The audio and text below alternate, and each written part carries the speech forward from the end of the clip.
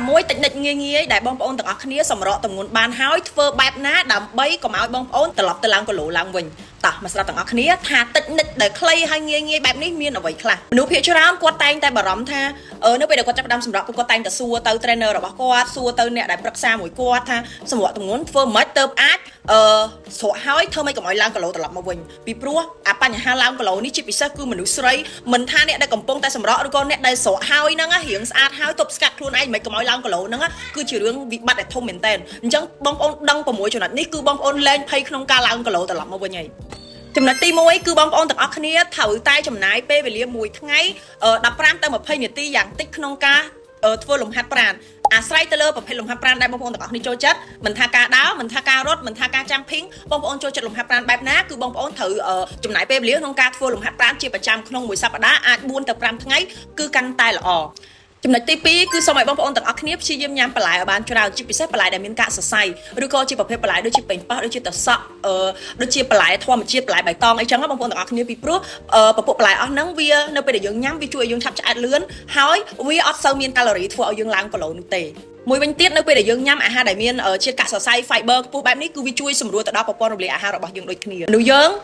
នៅពេលដែលយើងបានបន្តបង់ទៀងទាត់ការឡើងគីឡូការឡើងក្បាលពោះគឺអត់សូវមានហានិភ័យនោះទេចំណុចទី3គឺបងប្អូនទាំងអស់គ្នាត្រូវញ៉ាំទឹកមុនញ៉ាំអាហារ15នាទីមួយកែវនិងក្រោយញ៉ាំអាហារកន្លះម៉ោងមួយកែវទៀតធ្វើបែបនេះជាប្រចាំវាជួយកាត់បន្ថយចំណង់អាហាររបស់បងប្អូនវាជួយតម្រង់នោមជួយប្រព័ន្ធរំលាយអាហាររបស់បងប្អូនបានល្អលើសពីនេះទៅទៀតណាគ្រាន់តែបងប្អូនទាំងអស់គ្នាញ៉ាំទឹកឲ្យបានត្រឹមត្រូវបែបនេះវាជាផ្នែកមួយជួយដុតរំលាយជាតិខ្លាញ់នៅក្នុងរាងកាយរបស់បងប្អូនបានមួយផ្នែកធំដូចគ្នាចំណុចទី4បងប្អូនត្រូវគេងឲ្យគ្រប់មួយថ្ងៃ7ទៅ8ម៉ោងជារៀងរាល់ថ្ងៃប្រសិនបើបងប្អូនគេងអត់គ្រប់រាងកាយនឹងបញ្ចេញអរម៉ូនម្យ៉ាងដែលធ្វើឲ្យបងប្អូនទាំងអស់គ្នាឃ្លានហើយនៅពេលដែលបងប្អូនទាំងអស់គ្នាញ៉ាំគឺវាពាក់ព័ន្ធជាមួយនឹងការសម្រក់ក៏ដូចជាការឡើងគីឡូរបស់បងប្អូនដូចគ្នាចំណុចទី5បងប្អូនទាំងអស់គ្នាហាមដាច់ខាតគឺបងប្អូនអត់ញ៉ាំអាហារនៅពេលដែលបងប្អូនទាំងអស់គ្នាអត់ញ៉ាំអាហារវាធ្វើឲ្យបងប្អូនទាំងអស់គ្នានៅពេលដែលឃ្លានគឺបងប្អូនទាំងអស់គ្នាញ៉ាំច្រើនដល់ពេលដល់ឃ្លានញ៉ាំច្រើនគឺឡើងគីឡូលើសដើមអញ្ចឹងខ្ញុំរកខមមិនឲ្យបងប្អូនទាំងអស់គ្នាប្របែកអាហារជា3ពេលតែបងប្អូនញ៉ាំតាមបរិមាណដែលរាងកាយយើងត្រូវការប្រសិនបើករណីក្នុងពេលសម្រាប់ទម្ងន់គឺបងប្អូនទាំងអស់គ្នាញ៉ាំទៅតាម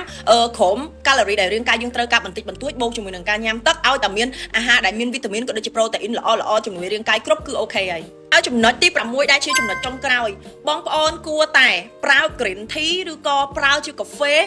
ញ៉ាំមុនពេលហាត់ប្រាណ10ទៅ15នាទីនៅពេលដែលបងប្អូនញ៉ាំឲ្យបងប្អូនទៅហាត់ប្រាណវាជំរុញការដុតខ្លាញ់ពី10ទៅ15%អានេះតាមរយៈការស្រាវជ្រាវអញ្ចឹងបងប្អូនដែលចង់បានជាប្រភេទតែក៏ដូចជាកាហ្វេញ៉ាំជំនួយការដុតខ្លាញ់ខាងខ្ញុំមានអញ្ចឹងបងប្អូនដែលចាប់អារម្មណ៍អាចតំណែងមកបានយើងក៏កំពុងតែមានប្រូម៉ូសិនពិសេសជូនហើយសុទ្ធសឹងតែជាផលិតផលដែលមានស្តង់ដារញ៉ាំទទួលបានផលពិតប្រាកដហើយញ៉ាំយូរប៉ុណ្ណាក៏អត់ប៉ះពាល់សុខភាពដែរឲ្យតែញ៉ាំតាមការណែនាំរបស់ខាងយើងក៏កំពុងមានប្រូម៉ូសិនពិសេសជូនបងប្អូនដែលចាប់អារម្មណ៍ចង់យកទៅលក់បន្តក៏យើងមានអីវ៉ាន់ក្នុងស្តុកសម្រាប់បងប្អូនយកទៅលក់បន្តដូចគ្នាអរគុណ